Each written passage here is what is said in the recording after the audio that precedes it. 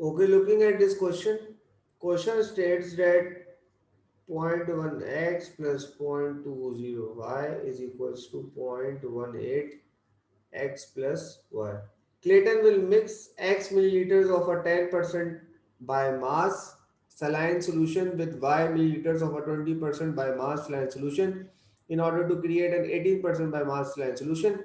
The equation above represents this solution if Clayton uses 100 milliliters of the 20% by mass solution. So it is saying that it is using 100 milliliters of the 20%. Okay,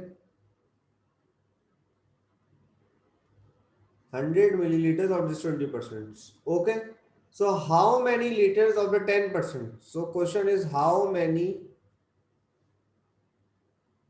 liters of 10% would be used? Okay, so in place of y we would be substituting 100, so it becomes 0.10x plus 0.20 into 100 is equals to 0.18. Simply x plus 100, as simple as it is, 0.1x plus 20 is equals to 0.18x plus 18. Now what you have to do? You have to take it over here, take it over there.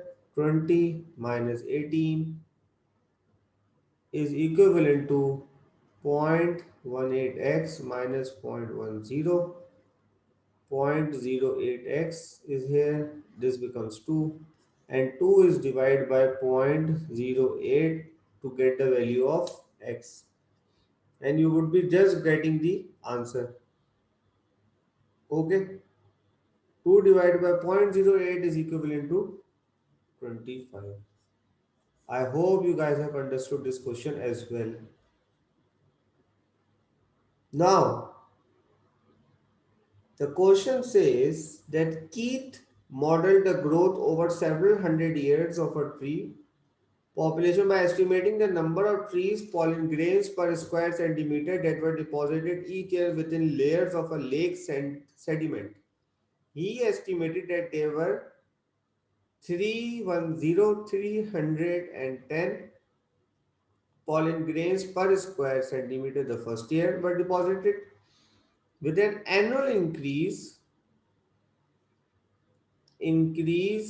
of 1% in the number of grains. Which of the following model predicts which of the following model predicts now this is important. This is saying PT, which is basically what the number of pollen grains after T years.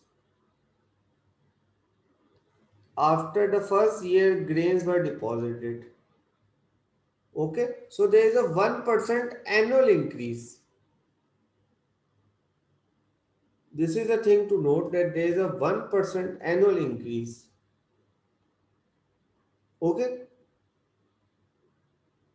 so what it means? It means that the options that are given is P of t is equals to 310t. Then we have P of t is equals to 310 1.01t. Then we have P of t is equals to 310.99t. Then we have P of t is equals to 310 1.01t. Now let's have a look at this. Okay. Starting point is this. If you recall, there is one thing that we have to note, and that is the concept of compound interest. If you recall, what used to happen in compounding? Okay. What used to happen in compounding, for example, or we can just do it. For example, if I say 1% increase, 1% of 310 is what? If I multiply, I am getting what? 1 upon 100 multiplied by 310. It means I am getting a value of 3.1. Okay. The final value would come 310 plus 3.1, that is equivalent to 313. 313 it is.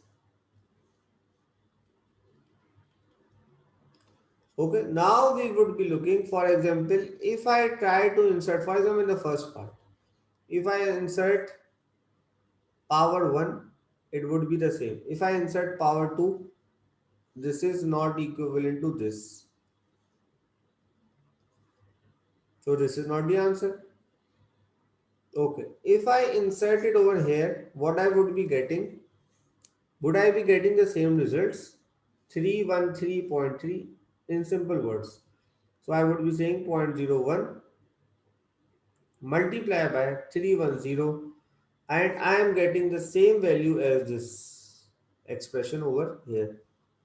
So this one seems alright. Now looking at this one, of course, if this is true, then this is not true. If I look at this one, 310, 1.01 power t, again, when direct t is not possible, even how can 1.01 t is possible? Okay, so simply you don't even have to use any other method, just try. This is known as hit and trial, right? First, first find a value, that what would be the value after one term or maximum two terms, and then plug in the value over here, and you would be amazed that you would be getting the answers. I hope that you have understood this as well.